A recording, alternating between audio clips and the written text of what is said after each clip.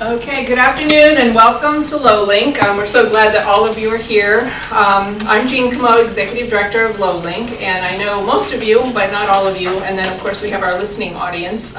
So thank you, Jen, for taping our program today. We're looking forward to a wonderful presentation. Before we get started, I just kind of wanted to talk a little bit about some LOWLINC things. Like I said, many of you are already very involved with LOWLINC, but I wanted to share a few new items. So over there on our resource table, we have information that is LOWLINC. We have applications if you have friends or neighbors who are interested in volunteering or become a member. We have sign-up sheets if you'd like to join a committee. And then we're really excited about our walk coming up September 30th. This is the second year we've held our walk. And it's a wonderful way for the community to learn more about LOWLINC, but also just kind of raising awareness in general about ways that we can support all of us as we age in our homes and live independently. And so we hope that you'll get involved and pick up some materials on the table. And then of course we have lots of great information also from Encompass Community Supports. Some of them know it as Rappahannock, I always say that backwards, Rappahannock Community Services Board, but now Encompass Community Supports. So please pick up that material as well. I also wanted to share, oh yes, as far as the walk. This is last year's walk t-shirt, so if you want to help raise funds for LOWLINC, you might be able to earn this year's walk t-shirt. But I do want to make sure that everybody knows that everybody's welcome to come out and walk with us, regardless of whether they fundraise or not. And also, as far as what's on the resource table, the resource guide for older adults is available. It's a wonderful booklet, and so if you haven't gotten one yet, we encourage you to get one. As we talk, among the committees and just with members and volunteers, a question has come up, when should you join LOWLINC? So I actually have a little prize, I have it back there, I don't have it up here with me, for anybody who wants to take a chance and raise their hand and talk about when they think you should join LOWLINC. Yesterday. Okay. Yesterday. Good answer. So we do get that question, like, should I wait until, I really need help, because right now I really don't. But I think that it's important. I unfortunately am not a resident of Lake of the Woods, but if I were, you can believe I would be a member right now today. Because haven't all of us had the experience where, we injure our knee or something and we need somebody to go get something from the pharmacy. And also, even if you're not using all the services right away, it is a way to help pay it forward so that this organization continues to be here when all of us need it and our younger neighbors need it. So we hope that you'll share that message, and good answer, and I will give you your prize after I introduce our speaker. With that, I will introduce our wonderful speaker. So I met Alan last year when I came on board as Executive Director, and it was really great to meet him. He's just got so much energy and passion for the work that he does. So he has had, this is sort of a second career for him. So he was previously Chief Probation and Parole Officer in Virginia until he retired in 2003. And then we were lucky enough to snag him at the Encompass Community Supports, and now he's the Prevention Manager there. He's worked with this organization since he retired from the other job in 2003, with a focus on suicide and substance abuse prevention.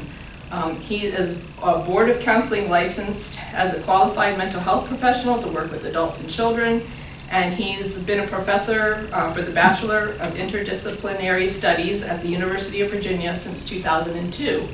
He teaches 2 liberal studies seminars entitled Good Cop, Bad Cop, an examination of the criminal justice system, and community perspectives in mental health disorders. He does so much more. Like I said, we worked closely with him for a number of years, even people before I got here have worked with Alan. So we are truly grateful for the work that he does and the presentations and for partnering with us to help our community be stronger. So With that, I turn it over to you, Alan. Thank you, Jean. Thank you. Thank you for that. You need applause before you talk. You said I'm a wonderful speaker. You gotta wait to hear me before you make that. And the applause, hold that, because they may want to throw me out of here before it's over. I don't know.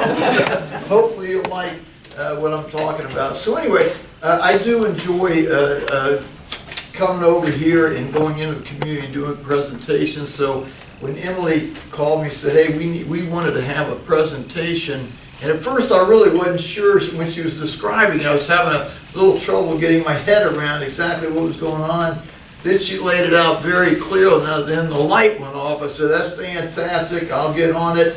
So I put this presentation together and I sent it to her. Look at this and see if it's what you're looking for. Because I tell you the truth, I think Emily is as sharp as can be. And she looked and said, that's exactly what we want the group to hear. So I thought, I'm feeling pretty good about that. So I'm gonna lay this out, and I'm gonna do it the way I'm gonna tell you, I want to try to interact with you all. I'm done.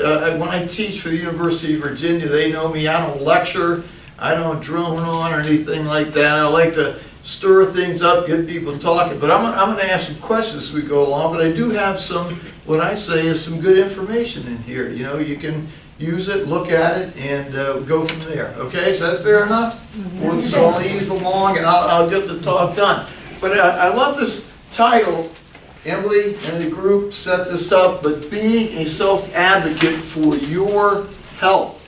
You know, so this is about you, and it's in advocating for yourself. And I like that. You know, I like the focus, and so we're going to talk about that.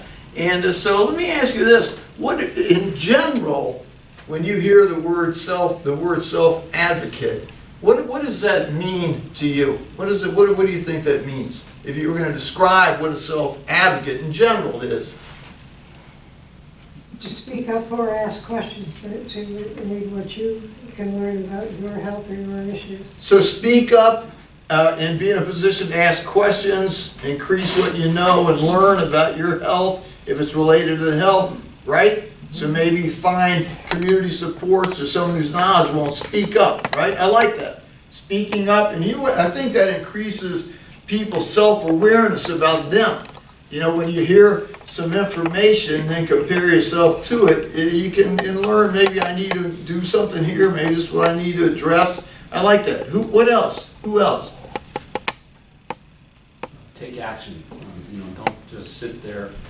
You know, if there's something wrong with you, or you're feeling badly, or you know you really should go back to the cardiologist, but you know, and just wait. You know, pick up the phone, make that phone call, make it schedule happen. an appointment, and yeah, be on top of that. Yeah, and you know, I love that because I do some presentations, Emily knows, called Taking Charge. You know, and taking action, action management. You know, so it's when something needs to be done, self-advocates are going to say, hey, I need to get going with this. Let me make it happen. I'm going to take the steps, take action. I like it. I love it. What else? Anybody? Yes. Along with that, so taking action is just go to the doctor and she says, how's everything going? Oh, it's fine. You know, and you have to make a list when you go and address all the issues that are really bothering you and use that valuable time with the doctor. You're touching me big time with that because I love what I say is the list. You know, because I do a lot of presentations on action management, getting things done, but one of the biggest tips is make that list. And you know, I don't mind saying I make one every day, and make sure I stick to it, so by the end of the day I can go, hey, I got done. My mind sometimes will forget things if I don't have that list either, and that's not a put down, but that happens to everybody. You get going, you're rolling along. So if you do something that's not on the list, you write it in? Do I write it in? Yeah, I'll write it in, because sometimes you do run into some opportunities, but I like to try to stick to it, because then you can say, this is what I want to get. It makes you plan, analyze, take that action, and get the things done. Yeah, and if something else happens along the way, still want to make sure I get what's on my list. You know, I'm a little compulsive about that, but if I have an opportunity, you usually have some extra time when you got the list because you're efficient. You're getting things done. I'll sometimes put times by it in the order of them. So I appreciate those. So let me lay this out here. Here's some quoted information, evidence-based quote here from a guy. An individual's ability to effectively communicate, convey, negotiate, or assert his or her own interests, desires, needs, and rights. Now, I don't know, maybe we can get a copy of this presentation for people somehow. I know it's going to be shown, but if we can make a copy, or if I need to make them, I'll make a copy and make sure you have this information. But that's powerful to me. And then also, it involves making informed decisions and taking responsibility for those decisions. I like the quote there, and that's the person, Van Roosen et al. So, and then also, what does it mean to be your own self-advocate? Let's take some of that information and say you are able, and I'm listening to you, because you are able to tell people about your thoughts and feelings. What am I thinking? What am I feeling? You know, I got to tell you, the work I do in prevention, I'm always asking, I don't ever ask anybody, hey, are you okay? I always say, hey, what are you feeling? What are you experiencing? And you know, when you do that, if you say, are you okay? People go, yeah, I'm okay. But when you say, what are you feeling? They'll be like this, and give them time. Because all of a sudden their eyes will start moving back and forth, and they'll go, you know what? I'm not feeling too good. Or I'm feeling this, that, or the other thing. And they have to think about, what am I feeling? No one asks that. What are you feeling? What are you experiencing? And that speaks volumes. So you're able to tell people about your thoughts and feelings. You're able to ask for what you need and want. You know, you can be assertive. This is what I need and want. You're not rolled over, pushed out to the side. And so, and you know and speak up for your rights. You know, so that takes a little confidence, maybe. It takes some self-awareness. What are my issues? What I need to do? You have to have that energy to be able to do it. And we'll talk about that a little more in the presentation. But that's what it means to be your own self-advocate. So, some benefits. Let me ask you, what are some benefits of being, well, in general, being of self-advocacy? Or you could put it, if you're advocating for yourself, what's the benefits of that? What's the outcomes? You know, if there's no good outcomes, why do it? Hopefully you'll feel better. You'll feel better because you're standing up, you're putting out what you want. Yeah. Physically? Yes. And so you express it, and even just expressing it can feel powerful, but then you give someone the opportunity to respond and do something to address it. Because people can't read minds. You know, I always tell people, I can't read your mind. If you tell me what you need, what you want, I'll see what I can do. And so that's a big step. You're exactly right. What else? Yes? Feel more in control. You'll feel more in control. Exactly. It's not going to be out here just floating around. You're going to feel like you're like the list. I'm getting things done. I put it on the table. Things are starting to happen. What else? You have more information, then you can deal with it. If you have more information, you can deal with it. If you put it out there, you can gather more information, or it can come to you, and you can get that, right? And look, information is powerful. If you're going to make decisions, you want to get as much evidence-based information as you can get. Look it over, digest it, and use that to make sound decisions. I mean, that tell you the truth, that's a piece of a decision-making presentation I do. Collect that proper information, legitimate, sound information, study it, and then use that to make decisions. Don't always do it on an emotion, that kind of thing. Do it with thought. Yes, ma'am. Anything? No, I'm just agreeing. I appreciate that. I love that, actually. Thanks. So let's see what we have on here. Being able to make your own decisions is one big benefit, you know, because otherwise people are making them for you, right? If you can put out what you need and advocate for yourself, you can make your own decisions. And you'll gain self-confidence. and self-respect. You'll feel better, you'll feel good about that, you'll feel good about, I love this, self-confidence is your history with yourself at getting things done. So the more things you do, you can reflect back and go, hey, I had this challenge, I took it on, something good came out of it, or you know what? It didn't work out like I wanted, but I learned something. So I'm going to pat myself on the back. I'm learning, growing, or it worked out good. I feel good about that. So that's that self-confidence, and that builds that self-esteem as well. I mean, those things they go together. You know what I mean? So, and then self-respect. Self-respect. You respect yourself. That's a good place to be. I feel good about me. I respect myself for standing up and taking charge of this. That's all good stuff. And so you're building allies. When you're doing this stuff, people, like I said, you give people an opportunity to hear you and help. So a lot of times we do need support. There's community partner groups, there's individuals, there's professionals. They hear this stuff, they can help. You build a team. And learning to properly express your need to achieve goals, to be able to learn, to be able to do that. Sometimes we have to practice that. And we'll think, hey, maybe I should word it a little different, whatever. But the more you do this stuff, you will learn to properly express your need to achieve goals. Look, I want to achieve goals. I want to have purpose. These are things I want to do, and I'm laying them out. Here they are. And you'll experience that teamwork. I mentioned that with that building allies. But you'll experience teamwork. If you're with a doctor, you guys are like a team. Really, that's the way I see it. You're looking at my health. I'm concerned about my health. I'm working with you. We're working together. And so you'll develop conflict resolution and creative problem-solving skills. You heard about the decision-making you're going to learn through this stuff, but you're going to learn to handle conflict, see what's going on, make decisions, overcome it. And you'll also learn to use problem-solving skills, and that's those are all separate trainings and information. But when a problem comes up, what is the issue at hand? What options do I have? And that goes into the decision-making piece. Problem-solving and decision-making go like this too. So what's my options? What's the one that will get me what I want? And what's the best option? So I'm going to take it and implement it. So you have to think, look at stuff, and make those decisions.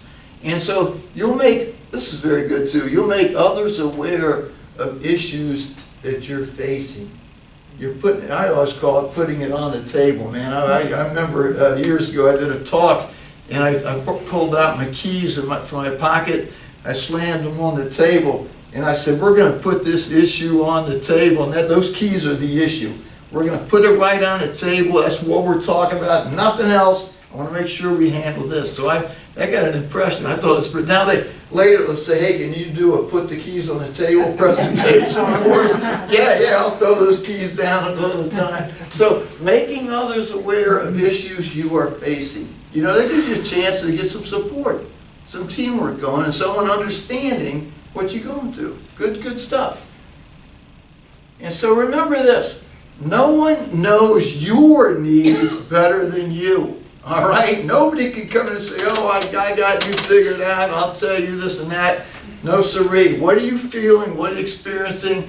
Tell me what your needs are. I want to listen. You need people to do that. So, and you need to put it on the table. You need to take the keys out and slam them around a little bit yourself. Okay? This is what my needs are.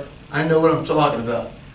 Before you can advocate, you must believe in yourself. Okay? So there's that self-confidence, self-esteem, and so if you can practice things like that, and there's ways you can build your self-esteem.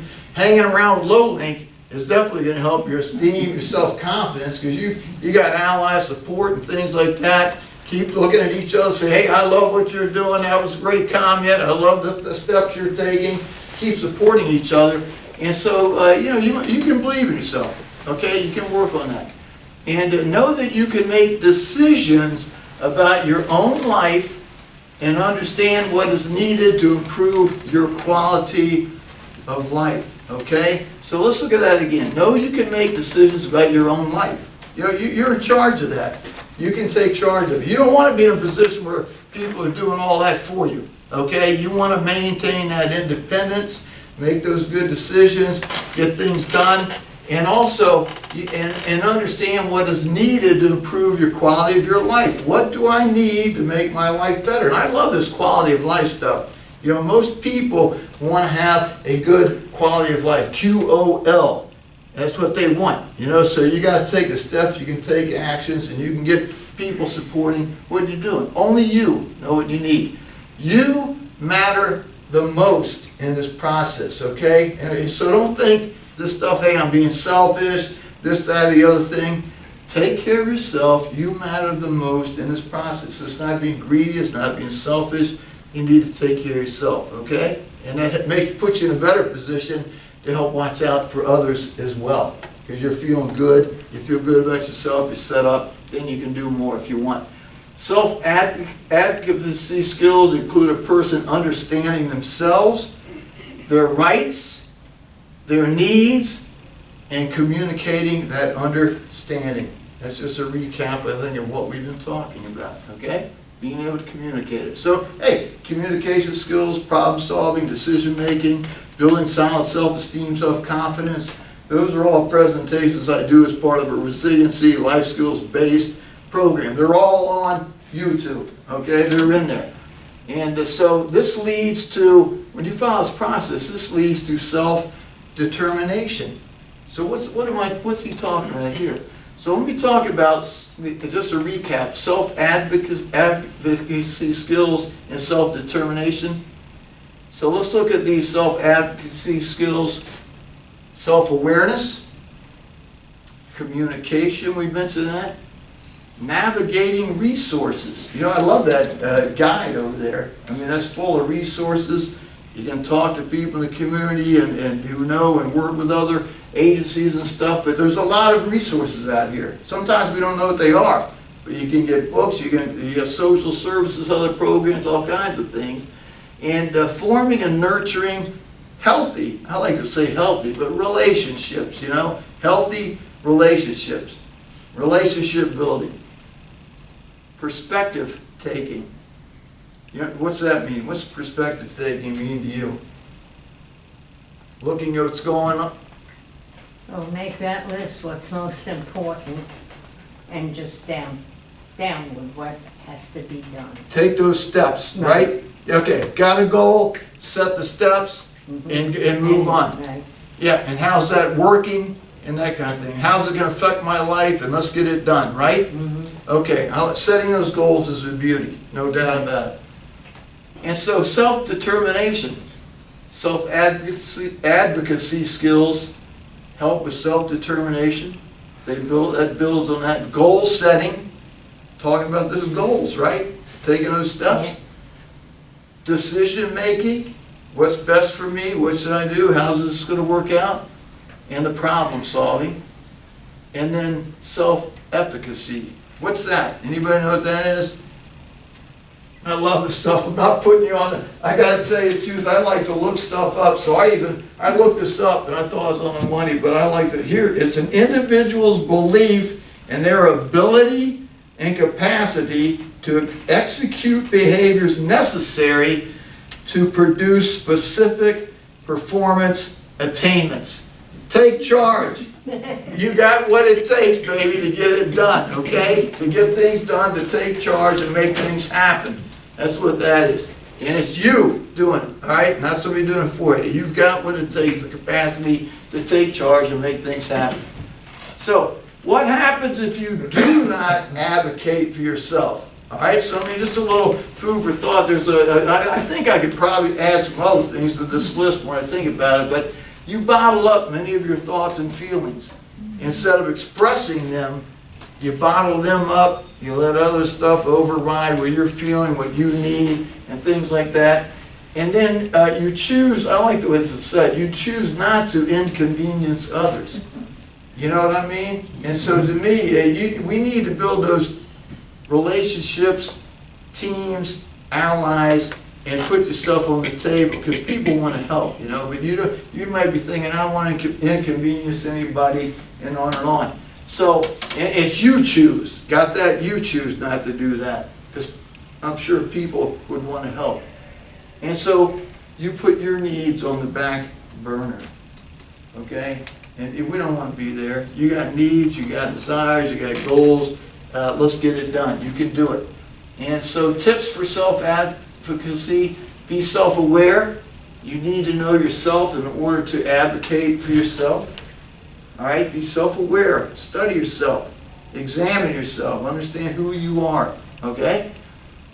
Know your needs. What do I need? Get the paper out. I love the list. You can have a to-do list. I can have a needs list. You know, and I can put down myself. What do I know about me? Characteristics about me. Make those lists. I love that stuff. And then study it. What do I need to add to that? What's missing? Or let me celebrate what's on there. And so practice assertiveness. And so I want you to think about this a minute, because I do when I talk about communication skills, I talk about styles of communication. And so you have aggressive, you have passive, and in the middle you have this assertiveness. So, you know, this aggression is not healthy. Okay, people run over top of people and don't listen to other people. Passive, you get walked all over. You know, you put an aggressive person with a passive person, you got a recipe for nothing. The poor person on the passive side, nothing is going to come their way, you know, unless it's by luck. And so it's, you know, they can't stand up for themselves. Assertive, they don't get angry, but they take charge. They take charge. What do I want? Let me examine this stuff, and I don't mind telling people I'm going to do what I want to do. This is what I'm doing, and you know, they're not going to get a big rumble about it. And it agitates aggressive people, because they're going to try to control you. They're not going to control you. You just roll through that, figure out what you need to do, make those decisions, and put the keys on the table. Okay, this is what I'm doing. You don't need anybody's acceptance or anything else, but you can put it on the table, do your business. All right? So practice that stuff. Practice it. If you need information on that, I'll get that to you too. I have that out there. I have it all. So develop self-confidence. You know, like I said, that can be developed. You don't have to be born with it. You can develop it. I'm telling you, keep doing things. Pat yourself on the back. Use those skills to figure out a path. Make the chart. This is the steps I'll take. When you get it done and it happens, say, hey, I like myself. You did a good job. Practice positive self-talk. You know, because not everybody's going to come up and go, man, you did great on that. You need to know you did great and say, I did great. I like it. You know, and if I can improve something, fine. I'll look to do that. But I'm not beating myself up over that. Okay, so pat yourself in the back. Utilize supports. Find those healthy supports. You know, agencies, people, programs, whatever.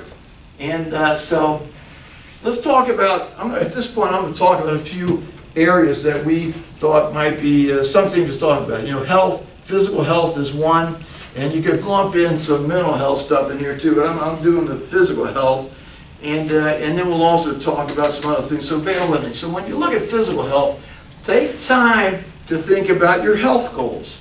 Take time to think about that. Get the list out, write them down, and ask yourself how you define a good quality of life. What's a good quality of life for me? Write it down, check it out, so you know where you want to head, right? Put it on the table. What matters most when it comes to your health? Just some things to think about. What matters most when it comes to your health? So you know what steps you want to take. As a self-advocate, you have to do your part as well. So, and what do I mean by that? You need to take your medications as prescribed. You need to follow your doctor's recommendations about diet, exercise, rest, smoking, alcohol or drug use. You know, you need to take the steps to take care of yourself too, right? Does that make sense? You need to be part of that process and do your part. It's a team. You, doctor, whoever else, I got to do my part. And so you and your doctors make decisions as a team, okay? And that's important. You know, it's important. And so for that to work, and it's important for you to speak up with your questions, your needs, your concerns, and preferences. And I like that list stuff because I would make that list when you go to the doctor. Here's some things I want to talk about. you know, and be able to do that. You need someone to help you put the list together, get that ally, get the thing done. You need someone to go with you and make sure that gets done. Make that happen, okay? I've been there and done that, so it works. The doctor-patient relationship, your relationship with your doctors should be open, honest, and trusting. And believe me, let me tell you, I talk to some people from time to time. I have said to some people, if it was me, I would get rid of that doctor in 2 seconds. I'm telling you right now. They go, oh no, I'm afraid I won't get my medicine. I say, you'll get your that's abuse. You know, I'm telling you, I've seen it. And so you need to have an open, honest, trusting, comfortable relationship. Not a battle or feel like they don't listen to me, they don't seem to care. I don't feel like that whatever's up with me doesn't matter when I'm not feeling good. You know, they need to take an interest in you. Good doctors do that. You and your doctors are partners. It should be a teamwork. They should be glad to see you, what's going on, how you feeling, what are you thinking, you know, and talk about that. And make efforts to help you. Let me check that out and see what we can do. And if there's a medicine thing, let me do some comparative studies on this, get some information. I'll see if we can tweak this stuff, whatever. And I'm going to tell you, I've worked with some people through that counseling work I do. I do in-home stuff from time to time. And I've seen people struggling. And I'm trying different supports, and I'm going, you know what? I've tried everything I could do at this certain level, and I'm going to tell you right now, I want you to go to your doctor and check that medication and see if it needs to be tweaked. You know, because it's like, yeah, I believe in medication, I believe in other ways and counseling and stuff like that, but sometimes people need that medication, and they need it to be right where it needs to be. And so this person actually, they were having some problems with their moods. And they went to the doctor and said, hey, you know what? We need to tweak this a little bit. I said, something's going on in your head, and I don't know what it is. Talk to the doctor. And so, he went in there, got that medication tweaked. After that, he's calm as could be. Everything settled out.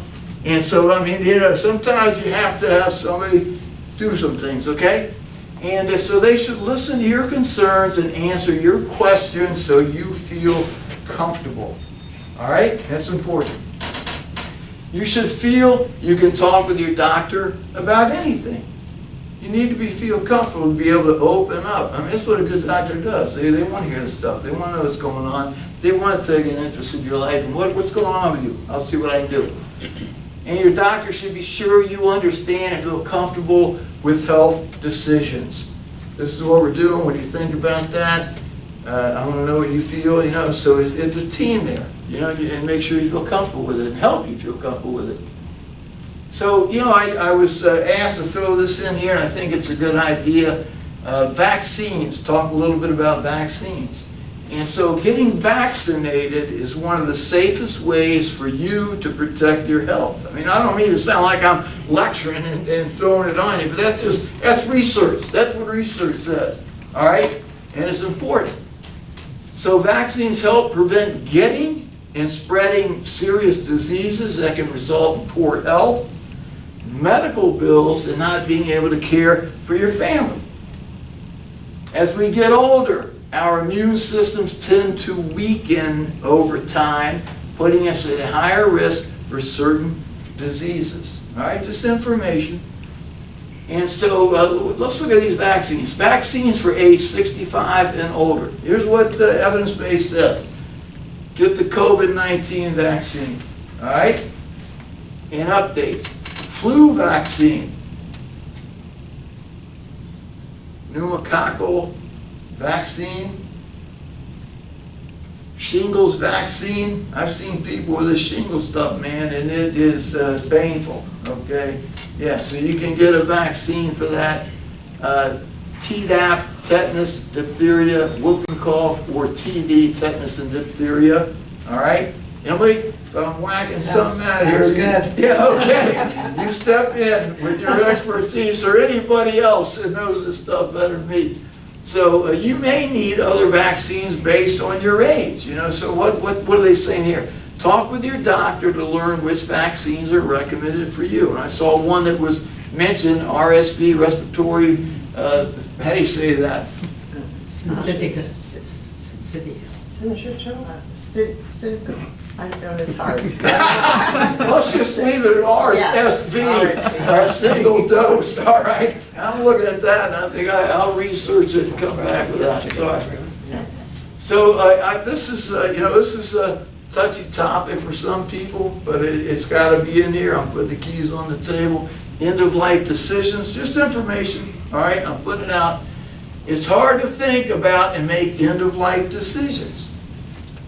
Few people want to talk about dying and the physical, emotional, spiritual journey that dying involves. It's important to indicate your end-of-life decisions in writing to ensure that your family and healthcare providers will honor them. Just a little piece of information, all right? And it's important, in writing. You will feel more at peace, and so will your loved ones once you have made your end-of-life decisions and finalize them in writing. I like peace myself. I like the peace of it. So, end-of-life decisions to make if you or a loved one are planning in advance. So let's look at this list here. Life support, healthcare proxy or healthcare power of attorney, organ and tissue donation, funeral plans, financial decisions, palliative care or hospice, and where you want to die or who you want to care for you. Okay, those are just some. Maybe there's more, but if somebody's got some more you think about, but those are the ones I'm looking at research, studying it. And so I wanted to, there's a couple slides I want to put in here. I got 4 more slides, but this is key information to me. Sometimes people have this fear or anxiety, and it interferes with moving forward, getting things done, feeling confident, and that kind of thing. So I like this little slide about taking charge, taking action over the fear and anxiety. Acknowledge your fear. If you have a fear about something or you're anxious, put it on the table with yourself, okay? And then let's examine it, right?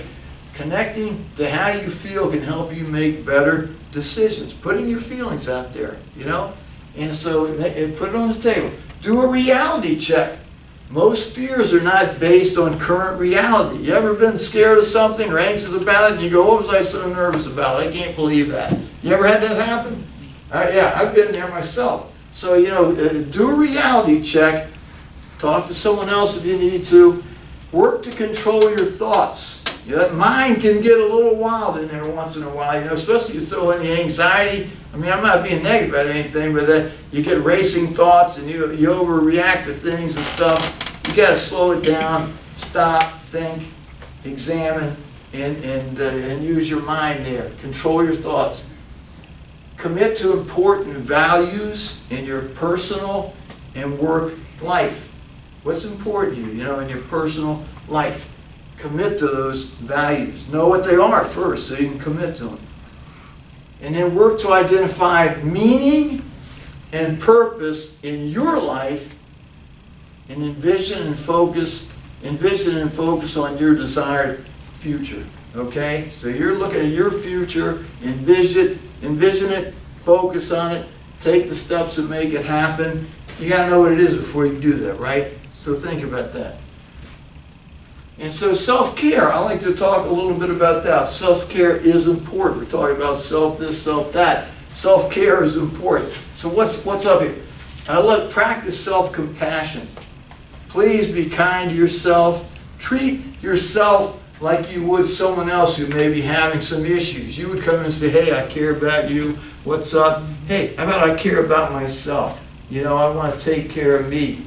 And pat yourself on the back. I'll help you. And don't beat yourself up and that kind of stuff, important. Keep healthy sleep hours. There's a lot of studies about sleep, and I'm telling you right now, it's a difference maker. I tell you, when I get a good night's sleep, I don't know how it worked out, because I used to wake up all the time, my mind all over the place, but now, I think it was just, I took charge of myself. I said, I'm going to bed. I'll get in bed and I'm gone when my head hits the pillow. And a lot of times I'll get up once or twice to do something and go back to bed, but I sleep. And then when I get up, I feel good. I don't know what happened, but it works. You know, leave the alcohol out of the picture, get your mind off of stuff, do your positive self-talk, meditation, whatever, get your mind off of things and go to bed. Or just dedicate, this is my time. I need that rest. Everything else can wait till later. I'm done for the next 8 hours. Out of here.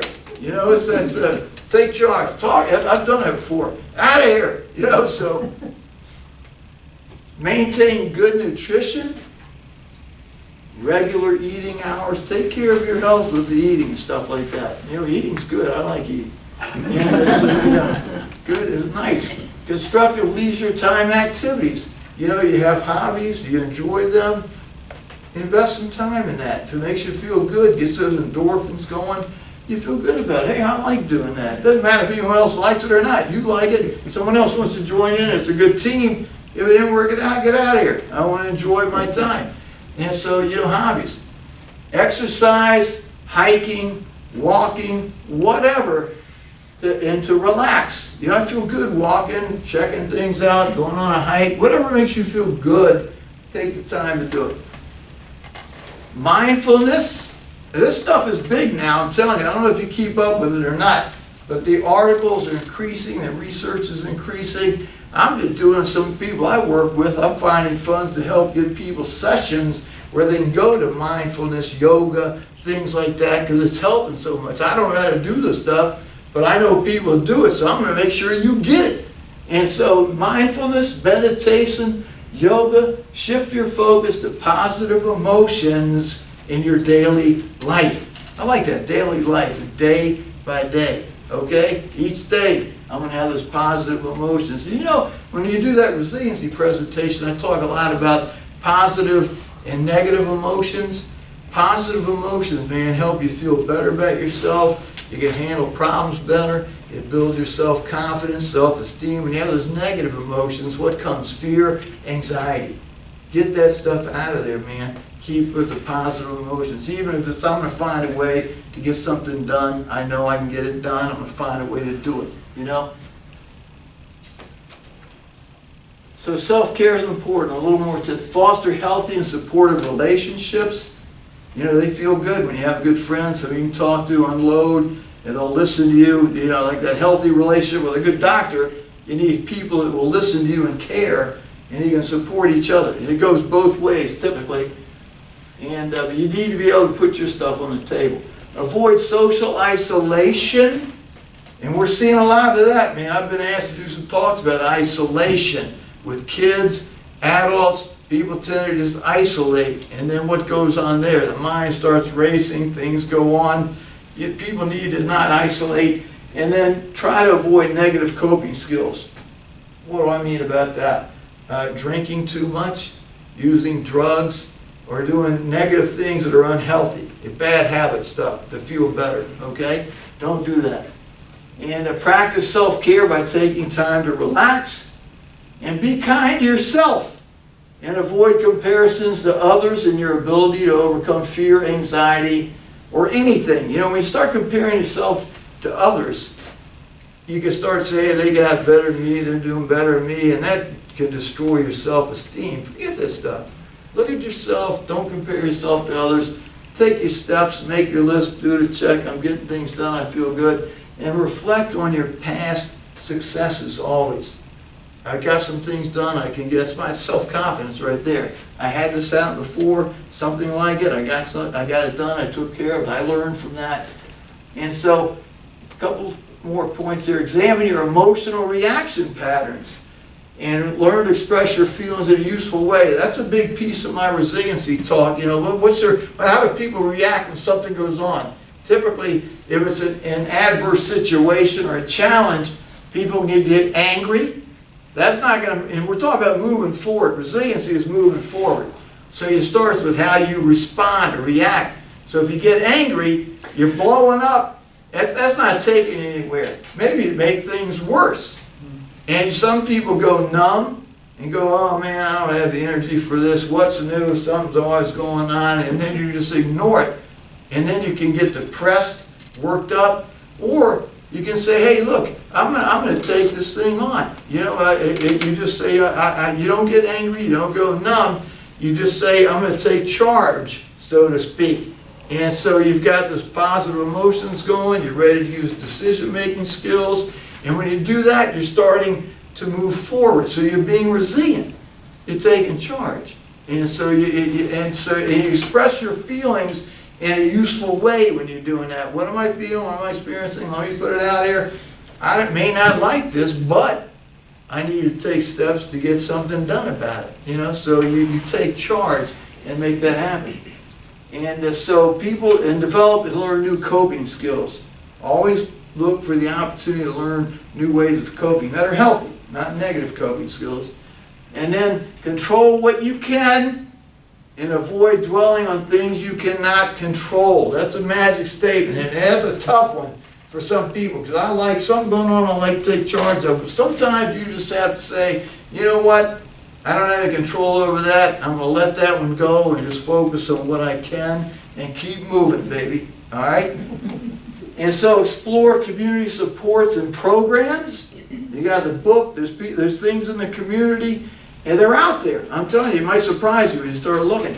And then get professional help if needed. Do not be afraid to get professional help. Man, there's people out there that can help with mental health, physical health, any of that stuff. Okay? And so, anyway, I'm sorry. I always like to mention this. With our agency now, there's some numbers. This is what we promote in our presentations. If you have any major issue that you want to help yourself or a friend and you don't know what to do, you can call that regional call center number now. We, in our 5-county area, we finally got this nice setup where we have a regional call center, 24/7 operation. You can call and some professional will answer the phone each time. So you can call, talk, and I've done it. You can make this happen yourself too. But so, and then we have our crisis line at Encompass Community Sports right there. And then you know there's always that suicide and crisis lifeline, 988. But you call 988, likely you're going to end up back here at the regional call center. So I'm just heading it off a little bit. That regional call center is a good number. It's a good number. 24/7 operation. And so here's an in slide. You wanted an in slide right there, huh? Emily, you wanted that in slide, right? When you advocate for yourself, you improve the quality of your life, right? You agree? All right. Let me ask you this. Is there any questions? I mean, I'm done. What do you think? What do you think? You got questions? You want to get some input, or where do we want to go? Yeah. I'm thinking of, they could be roadblocks, but there can be lots of obstacles to fulfilling what you recommend. I'm thinking of in the doctor's office, lots of doctors come in with their predetermined what they're going to tell you, what they want you to know. Right. And to get across what you want to tell them, or to have a dialogue, or have them actually be in a routine, takes work. Right. Also, Elizabeth, I don't want to interrupt you, but I'm going to just on that piece. I agree, and there are some barriers to this stuff. And it's not like you're going to be in a perfect world just because you heard this, but that's where you use those skills. You know, you're going to get in there and I'm going to put my stuff on the table here. Hey, I need this. You need to be a little firm, assertive. You don't have to blow up or anything like that. But when it goes on, we need to stand up for ourselves. And you know, if you're not getting what you want there, you may have to find somebody else. But you can try to shape that. I don't like to run for problems. I like to say, hey, look, I come in here because I'm looking for a doctor to help me. I need to talk to somebody, or whatever the issue is. Put it on the table. You might be surprised. and one other thing is to realize that there may be misinformation out there. Since they've developed my chart for Mary Washington and for UVA Culpeper, I happened to see when I was at PT a list of things that were about me. And some of the things I had no knowledge of, so I asked for a printout of it, and the PT got me a printout. I took that with me to Culpeper because they had misinformation, which I had discovered on my chart. And I said, well, to correct it, here's the correct information. You're taking charge. You need to pat yourself on the back. Yeah, pat She should yourself be on our the next back. speaker. That's right, that's right. I think I give a whole one. You're a poster child. I love it. No, but I'm just saying this for everybody. Yes. Because there may be misinformation that you don't know about, that's what the doctor's operating on. And to get things corrected is important if you Right. can. Right. And so, you know what, this is a good segue into the 18th meeting where you guys can discuss steps maybe, or how maybe using some of this information or further some discussion about it. And Emily's going to facilitate, but that's the kind of talk we need. Yeah. You know, I listened to that. I'm glad you're putting it out here now, but try to think about this stuff. Maybe try to use it and think about it, and then when you meet and talk further, you can share how's it going and that kind of thing. Is anything working, or what are some barriers? What can we do about that? And so I like that, because there can be barriers. Not everybody's just going to say, okay, you're this way, that's fine. And sometimes we need to be involved with that and use some skills to push a little bit. Yeah, appreciate that. Jim? You're talking about your relationship with your doctor. In the last couple of years, my primary care and my cardiologist both retired. So now when I go to a doctor, I ask the question, how old are you and how long are you going to work? There you go. I love it. Yeah, I like it. Yeah. What do you know? What's up here? Who are you? The answer. Yeah, I like that. And that can be unsettling when you have somebody, especially if you like them and they know your records and stuff. Right. And there's a transfer there, and you need somebody else. Because your doctors are never supposed to retire before you come in. That's right. I like that. Emily? Yeah, and building on what Jim said, one of the things I've noticed myself doing since I've been involved in LOWLINC and thinking about the future, you know, in the aging process and what might be down the road in 5 years, that's very helpful if you think that way. Okay, you know, I'm here now, this may happen as I continue another 5 years. So I want you to be thinking about, with me, prevention. How can I be as healthy as possible? How can I be the best I can be with whatever deficits I have, and where am I going with those deficits in 5 years? I like that prevention It's talk. prevention. And early intervention. If something's going on, intervene now, get back and get it in shape, and then do the prevention stuff. I like it. And I like that, when I hear that little longevity, I like goals, current goals, and then you have intermediate goals and some long-term stuff. So what am I looking for in my life? What do I want it to look like? I need to take those steps now and stick to them, you know, develop that plan. Right, Yeah. and to put those thoughts in writing, because so often decisions are made when there's a crisis. Right. You have a stroke, you have a heart attack, you have a bad fall, and then other people, your family, or, you know, is making those decisions for you. And to be involved with them as much as possible before, during, and hopefully after. Yeah, I agree. Get to work and start putting that stuff down and live the life you want to live. Take those steps. I like it. Proactive. Nice. Anything else? Looking good? Alan? Oh, yeah, sorry. Do you have any tips for how to fight the feeling of intimidation when like you're in a doctor's office or something? With the doctor or like something? that? Yeah, because you can feel, well, look, you know, they're the professional. Right. I don't really, sometimes it might be you don't really want to know the answer to something, but, Right. you know, in that case, you just have to, I guess, suck it up and ask anyway. Right. But you can feel intimidated and any Yeah, any I'm thoughts gonna on go how back. to overcome that? I'm going to go back to the communication skills. Sometimes you have to use the assertiveness and put it on the table. You know, you're in there, look, you're the bill's being provided, you're the customer to me. And I know sometimes, look, I don't want, everybody's got to know their role. They're there to help you. You shouldn't feel intimidated. And so I would work on my being comfortable saying what you feel and how you're going to set that up, practice it. And I've had to do this with people. Believe me, they're scared. If I get them worked up, it might interfere with And I said, that's not a healthy relationship. You know, you gotta feel free to say, hey, look, I like doctors to say, hey, what else do you need? How you feeling? What's going on? You good with this? And they want your input, you know, but if you don't get that, you're gonna have to step up and just say, look, I need to say a couple things. I need the time to do that, and have your list. Be prepared to put it on the table if you're nervous. And the more you do it, the better you get. I don't mind, look, and get the mindset. Nobody's better than you. They're a doctor, you're you, you got your rights, you need to advocate for yourself and stand up for yourself. I don't mind saying, hey, look, this is what I feel, this is what I think, and you know, I'm gonna put it on the table. Put the keys on the table and give them a chance to respond, and see how they respond. And maybe they'll give you what you want. If it doesn't, then you know, I'm just saying. People can't read minds. Put it on the table, all right? If he doesn't have a patient, he or she doesn't get paid.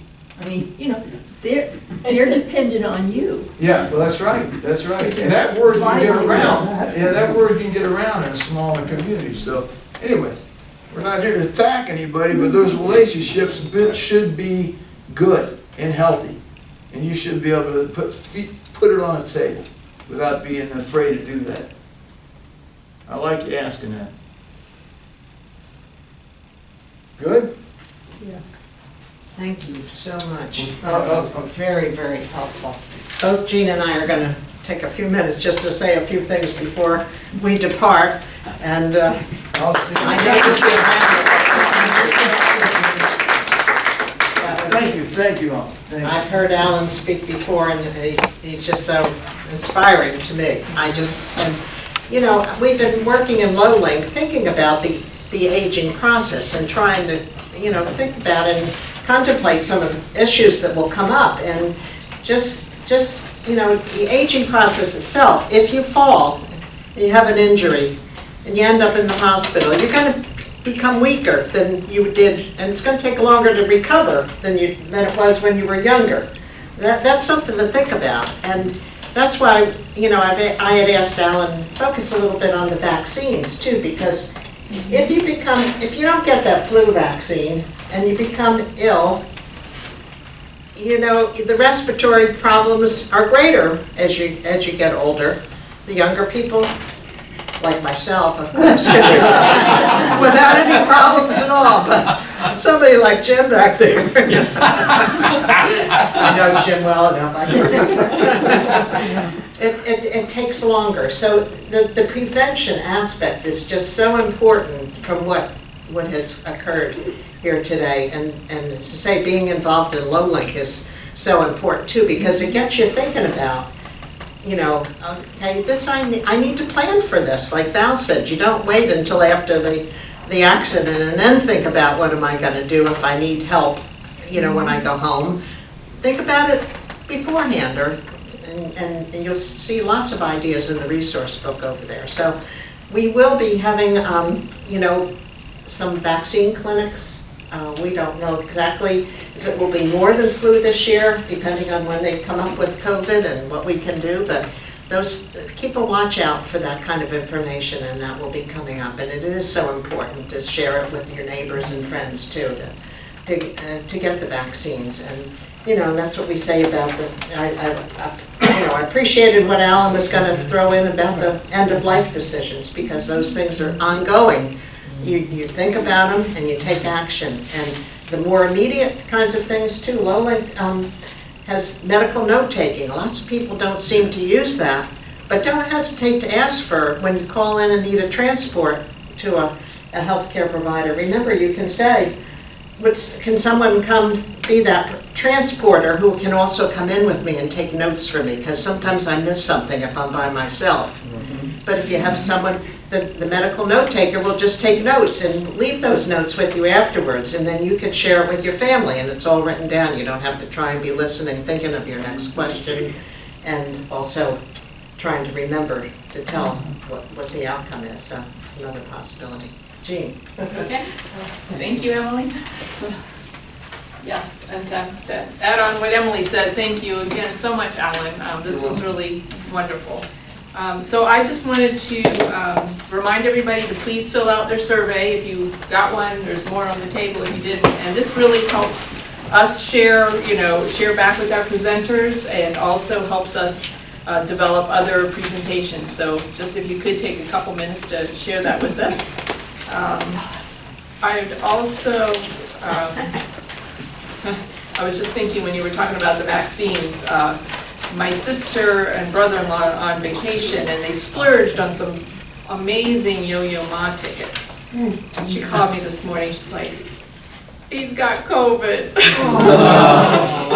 And so they don't get their money back, they're gonna go see whoever he was gonna perform with, so, but anyway, yeah, anyway, that was my little side note. I also want to invite you back next month, so our speaker series next month will focus on Medicare. And so whether you're thinking about signing up, or whether you already have signed up and open season is coming up and you might just want to find out what the latest and greatest is, we have Jenny Zamora, also from Encompass Community Supports, coming to share information with us, so I hope you'll make it back here then. And I just want to thank so much the Health and Wellness Committee, of which Emily and Margaret lead, and they really do a wonderful job of helping us find amazing presenters for this series. So thank you to both of you, plus everything else that you do. I also, again, want to thank Jen for, I said taping earlier, recording, there's people out there going, what is taping? And also want to thank our board president for being here today, Steve, thank you. Yeah, we appreciate all that you do. And also want to acknowledge our summer intern, Nadia. Nadia Weststock is here. She goes to Penn State. She lives here at the lake, and she is studying, always have to read her major. It's Health Policy and Administration with a minor in Information Sciences and Technology. So you can imagine why we're so happy to have her help with our data project. So we're really pulling some things together so that we can understand what we're doing, and then understand what we can do better, and how we can grow using that data and information. So thank you, Nadia. Thank you.